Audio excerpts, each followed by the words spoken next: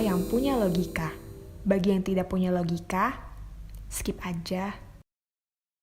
Kali ini saya akan membongkar bagaimana upaya akal-akalan para anggota DPRD DKI mengeruk duit rakyat.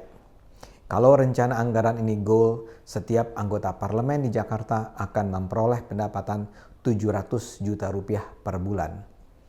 Saya ingatkan ya, apa yang saya sampaikan nanti sangat mungkin membuat Anda mual atau kepengen muntah.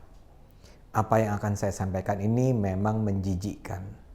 Menjijikkan karena angkanya luar biasa fantastis. Menjijikkan karena rencana anggaran ini didukung semua fraksi, kecuali Partai Solidaritas Indonesia.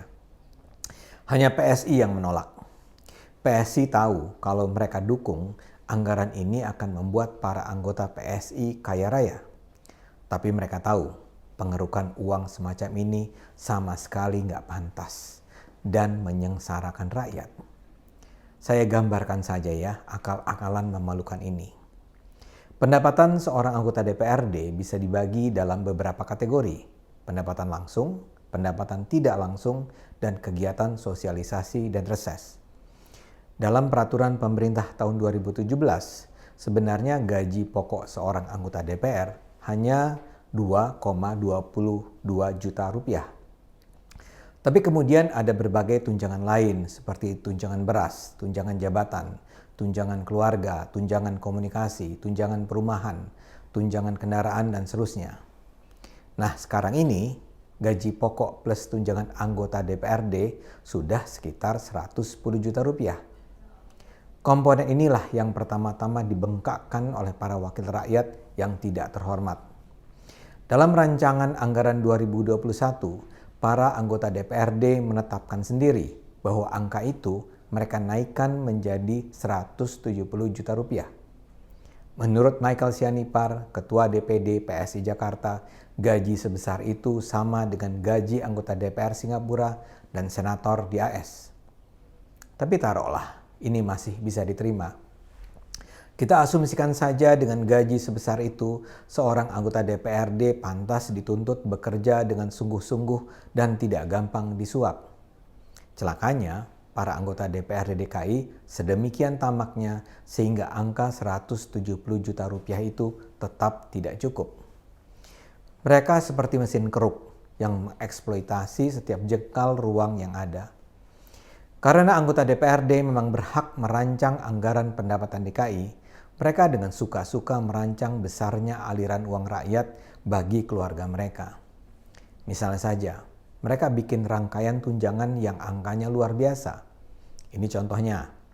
Mereka menetapkan bahwa setiap anggota memperoleh tunjangan perumahan yang besarnya 110 juta rupiah per bulan. Ini kan harga sewa apartemen mewah fully furnished di Jaksel. Lagi pula kalau para anggota DPRD DKI itu memang orang Jakarta, mengapa juga mereka harus dapat tunjangan perumahan seraksasa itu? Ya tinggal saja di rumah sendiri dong.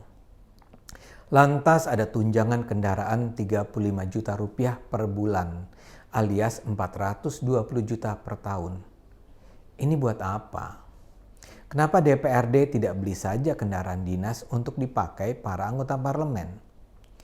Tapi yang lebih memuakkan adalah apa yang disebut sebagai pendapatan tidak langsung. Begini ceritanya. Kalau Anda sudah mendapat penghasilan pokok 170 juta rupiah per bulan, logikanya kan Anda digaji sebesar itu untuk melakukan pekerjaan-pekerjaan Anda. Tapi anggota DPRD Jakarta nggak berpikir begitu. Mereka itu merasa mereka memperoleh pendapatan rutin 170 juta rupiah per bulan karena mereka anggota DPRD. Mau kerja kek, enggak kek, mereka sudah langsung dapat 170 juta rupiah. Dan kalau mereka bekerja, mereka merasa harus dapat tambahan pemasukan. Misalnya, untuk kunjungan dalam wilayah DKI, mereka dapat 14 juta rupiah per bulan. Untuk kunjungan keluar DKI, misalnya ke Bogor, ke Bekasi, ke Depok, Tangerang, mereka dapat 80 juta rupiah per bulan. Untuk kunjungan lapangan, yang nggak jelas apa artinya, mereka dapat 14 juta rupiah per bulan.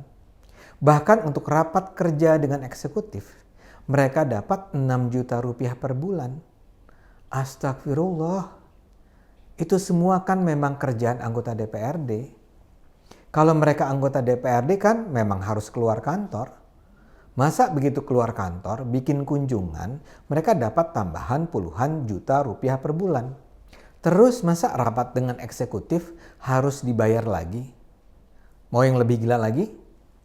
Anggota DPRD itu juga menganggarkan biaya untuk melakukan bimbingan teknis sekretaris dewan, bimbingan teknis fraksi, dan biaya untuk reses. Jumlahnya kira-kira 22 juta rupiah per bulan. Jadi bahkan untuk melakukan bimbingan teknis saja, mereka minta dibayar. Mau lebih dahsyat lagi? Anda tentu tahu kan bahwa salah satu kewajiban anggota DPRD adalah membuat peraturan daerah bersama eksekutif. DPRD memang tidak minta uang untuk pembuatan peraturan daerah atau perda ini. Tapi kemudian mereka bikin kegiatan akal-akalan dengan biaya fantastis. Dalam anggaran yang mereka rancang ada yang namanya kegiatan sosialisasi rancangan perda dan sosialisasi perda. Nah, biaya untuk kegiatan sosialisasi rancangan perda per anggota dewan adalah 40 juta rupiah per bulan. Untuk kegiatan sosialisasi perdanya naik jadi 160 juta rupiah per bulan. Ini kan luar biasa memalukan. Kalau ada rancangan perda, ya sampaikan saja dong secara online. Atau kirim saja kepada kelompok-kelompok strategis. Minta masukan dari publik dan kelompok-kelompok strategis itu. Begitu juga dengan perdanya. Sampaikan saja melalui online, sebar di medsos, bikin YouTube, dan kalau ada yang menanggapi tinggal dijawab dan diterangkan. Dan kegiatan semacam ini kan bisa dilakukan secara kolektif. Kenapa harus setiap orang didanai puluhan juta atau lebih dari 150 juta rupiah per bulan? Dan saking kemaruknya, mereka juga bikin anggaran yang judulnya sosialisasi kebangsaan. Anggarannya 80 juta rupiah per bulan per orang. Ini ngapain juga? Sosialisasi apaan sih Mas, Mbak? Menjelaskan Pancasila, menjelaskan UUD 45 pada masyarakat.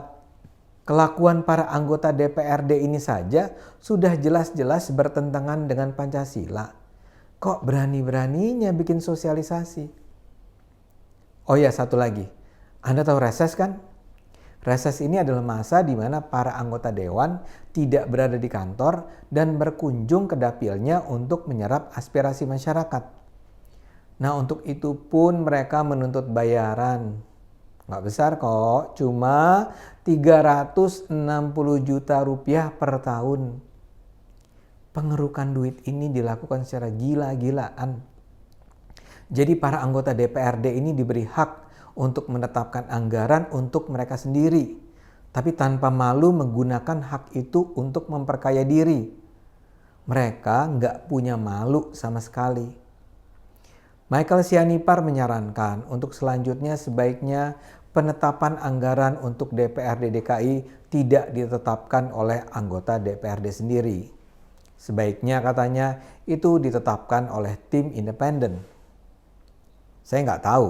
Tak paham apakah secara konstitusional gagasan Michael ini bisa dilakukan.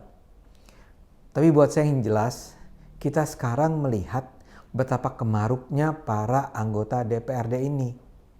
Dan cuma PSI yang bersedia menentang rancangan tidak masuk akal ini. Kalau tidak ada PSI, kita tidak akan pernah tahu kejahatan kolektif ini. Karena itu, kita harus dukung upaya PSI menyelamatkan uang rakyat. Ayo kita dukung terus PSI yang berakal sehat. Karena hanya dengan kehadiran kaum berakal sehat, uang rakyat akan selamat.